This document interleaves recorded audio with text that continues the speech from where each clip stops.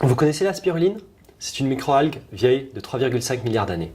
Mais c'est aussi l'aliment le plus riche que nous avons sur la Terre. Il est riche en antioxydants, en minéraux, en protéines, en fer, en calcium. C'est aussi riche qu'un steak en termes de protéines dans une seule cuillère. Notre source de protéines, en particulier d'origine bovine, est responsable de 14% des gaz à effet de serre et monopolise 70% des terres agricoles. Les microalgues, en particulier la spiruline, sont une source de protéines alternative. En Europe, nous consommons à peu près 2500 tonnes de spiruline par an.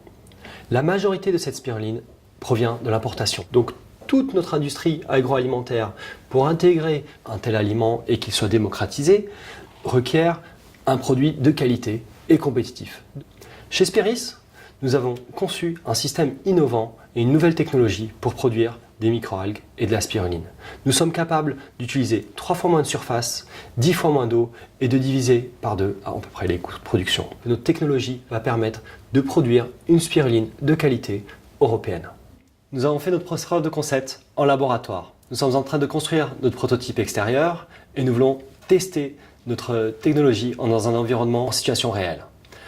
Nous présentons au concours du Génopole. Celui-ci va nous apporter, bien entendu, la renommée du Génopole, mais surtout une ouverture aux compétences scientifiques et à un appui technologique par rapport au développement de la spiruline, au développement de la souche et à la compréhension de la valeur ajoutée de notre technologie. On pourra faire tous les tests et tous les essais qu'il faut avec l'appui de personnes expérimentées dans la recherche et en plus dans la création d'entreprises.